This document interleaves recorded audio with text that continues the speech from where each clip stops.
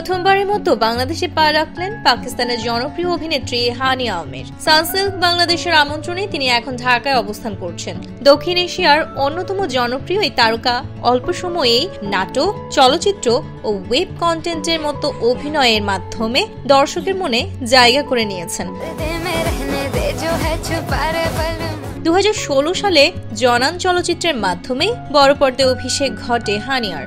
এরপর থেকে একে একে মেরে হামসফর, ফেরি টেল, দিলরুবা, আনা, কভি মে কভি তুমের মতো আলোচিত নাটক ও ওয়েব সিরিজে তার অভিনয় বেশ প্রশংসিত হয়।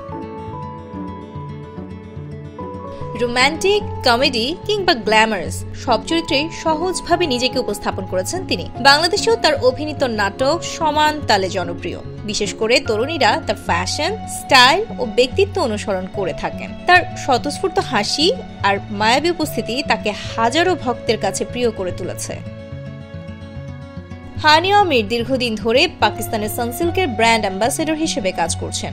সম্প্রতি সানসিল্ক বাজারে এনেছে নতুন ব্ল্যাক শাইন ফর্মুলা, যাতে আছে ভিটামিন সি ও ই এর সমন্বয়ে চুলে ঝলমলে গ্লাস শাইন এনে দেয়। এই উপলক্ষকে কেন্দ্র করেই বাংলাদেশে আনুষ্ঠানিকভাবে ব্র্যান্ড অ্যাম্বাসেডর হিসেবে যাত্রা শুরু করবেন হানিয়া। ঢাকায় অবস্থানকালে সানসিল্কের বিভিন্ন কর্মসূচি ও বিশেষ আয়োজনেও অংশ নেবেন তিনি।